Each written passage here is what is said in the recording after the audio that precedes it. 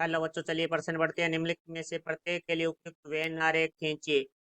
ए dash सरोनिष्ट B dash मुख्य अवधारणा। तो हमारा जो प्रश्न है वो वेन आरेख से संबंधित है, तो जिसके अंदर सबसे पहले हमें बात करनी है ए डैश के बारे में। ए डैश का अर्थ होता है यू माइनस ए।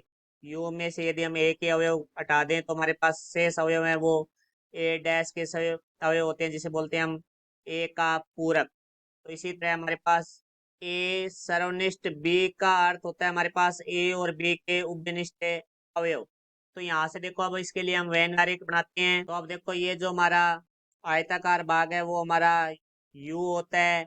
उसके बाद जो हमारा वर्ताकार भाग है जिसमें ये हमारा ए है और ये हमारा बी है, और ये जो हमारा दोनों में उपनिष्ठ भाग है वो हमारा है ए सर्वनिष्ठ बी। तो भाई हमारे जो प्रश्न में दिया गया है ए डैश सर्वनिष्ठ बी डैश, वो हमारा बराबर होगा ए सम्मिलन बी का डैश, क्योंकि ये हमारे होता है डी मॉर्गन प्रमेय से।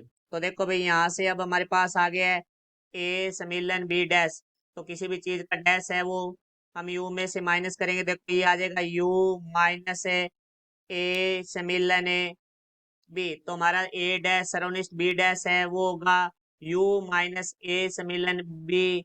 तो यहाँ से देखो भाई, इसमें हम पूरे यू में से ए सम्मिलन बी वाला भाग छोड़ दें तो हमारा शेष भाग है वो हमारा ए डैश सर्वनिष्ठ बी डैश होगा। तो देखो भाई, यहाँ हम इसको पीले कलर से भर रहा हूँ। जो भाग हमारा होगा ए डैश सर्वनिष्ठ बी डैश, क्योंकि प्रश्न में यू माइनस ए सम्मिलन बी है, तो इसमें से ए सम्मिलन बी वाला भाग छोड़कर हमारा शेष भाग है वो हमारा ए डैश सर्वनिष्ठ बी डैश होगा। तो ये जो हमारा भाग है पीले कलर से जो भरा जा रहा है वो भाग है वो हमारा, ये हमारा भाग है वो होगा ए डैश सर्वनिष्ठ बी डैश। तो ये हमारे प्रश्न का उत्तर हुआ। आशा करता हूँ समझ आया होगा। धन्यवाद।